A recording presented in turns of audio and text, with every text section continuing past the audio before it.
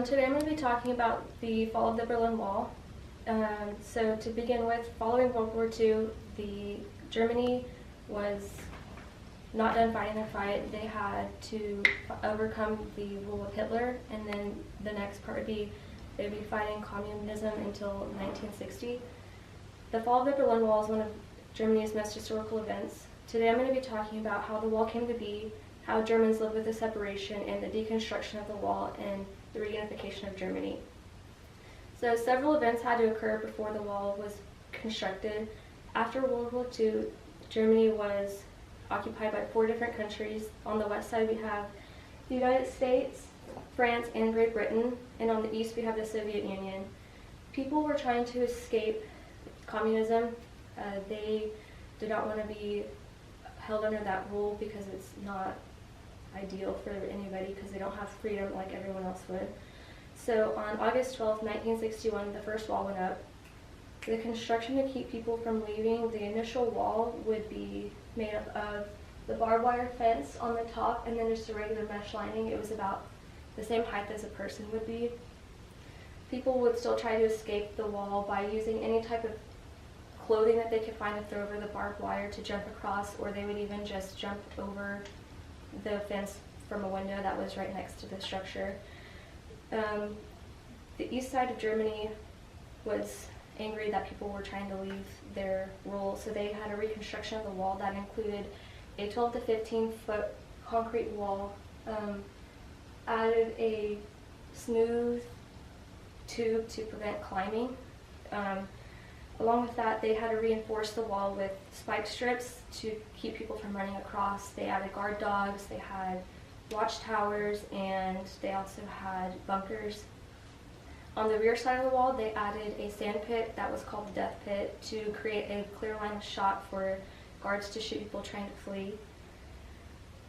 With the wall being built, it actually left West and East Germany hopeless because the wall not only divided families, but it also divided people by allowing them not to return home to their professional lives. The east side had a stable economy because it did not allow the citizens to leave, so it made people work and live there. Dearden stated that what you need to know about the Berlin Wall that divided the East and the West in 2014. So despite people trying to leave, the wall didn't prevent them from leaving. They found any way possible to leave. They used swimming. One person went as far as cutting off their windshield and actually driving under the barrier. They also had dug tunnels. Someone actually stole a Soviet tank and drove through a checkpoint. Alfred stated that in 10 great escapes across the Berlin Wall. He also stated that around 130 people died leaving the communist state because they did not want to live there. Rising tension in East Germany was coming up because people weren't allowed to visit their families or loved ones, and so they actually tried to diffuse the tension by allowing West Germany to visit their family in East Germany. The way that they did that was they allowed visas, but they made it to where the visas were too expensive that people couldn't afford it, or they made the process difficult to obtain a visa to go visit. So it was a long process that most people didn't want to endure just to go visit family.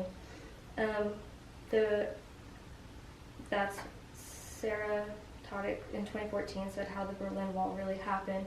West Berlin also flooded the guards after a faulty news broadcast was aired. They said that East Germany was allowing free travel and free visits to East Germany for West Germaners.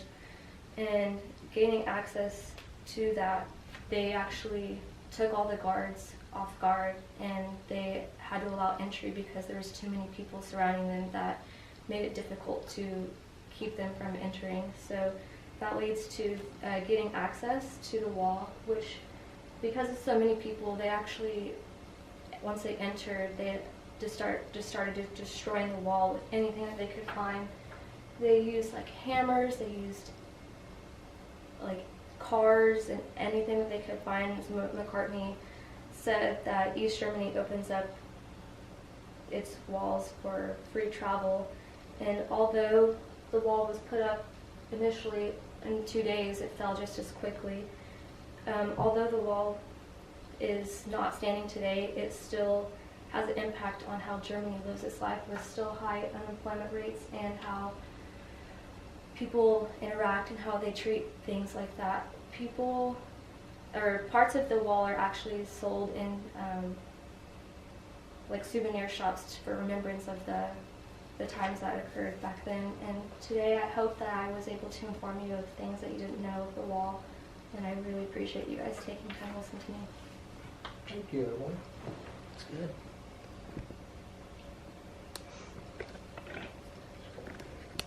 It's interesting. I didn't know all that.